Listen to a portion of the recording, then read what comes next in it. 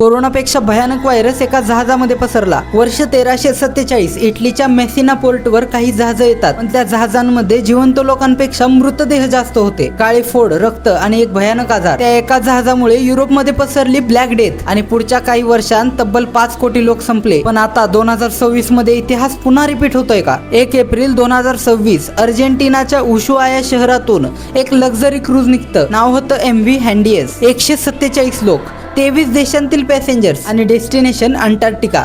सगळं सुरळीत चाललं होतं, पण 6व्या दिवशी एका 70 वर्षाच्या डच माणसाला ताप येतो। डॉक्टर्सना वाटलं साधा फ्लू आहे, पण काही तासांतच त्याची अवस्था भयानक होते। श्वास घ्यायला त्रास, उलट्या, शरीर कमजोर आणि 11 एप्रिलला त्या माणसाचा जहाजावरच मृत्यू होतो। यानंतर त्याची पत्नीही आजारी पडते, तिला साऊथ आफ्रिकेला नेलं जातं, पण जोहान्सबर्ग एअरपोर्टवर उतरल्यावर ती सुद्धा मरते। आता सगळ्यांना समजलं होतं हे काही नॉर्मल आजार नाही। PCR स्टेटमध्ये समोर आलं एक नाव, हंता व्हायरस। हा व्हायरस उंदरांच्या मलमूत्रातून पसरतो। सुरुवातीला साधा ताप वाटतो, पण नंतर फुफ्फुसांमध्ये पाणी भरतं, किडनी फेल होतात आणि काही तासांत माणूस संपतो। सर्वात भयानक गोष्ट म्हणजे याची कोणतीही वॅक्सिन नाही, कोणतंही पक्क ट्रीटमेंट नाही आणि या क्रूज मध्ये पसरलेला एंडी स्ट्रेन माणसातून माणसात पसरू शकतो। छोटे केबिन्स, बंद AC, 147 लोक एकाच जहाजावर, म्हणजे व्हायरस साठी परफेक्ट जाळं। आज त्या जहाजावरील लोकांना क्वारंटाईन करण्यात आलंय, पण भीती अजून संपलेली नाही, कारण हंता व्हायरसचं इन्क्युबेशन पिरियड असतं 1 ते 8 आठवडे। म्हणजे आज जो माणूस हेल्दी दिसतोय त्याच्या शरीरातही कदाचित मृत्यू लपलेला असू शकतो। एक छोटासा व्हायरस आणि संपूर्ण जग पुन्हा गुडघ्यावर येऊ शकतं का?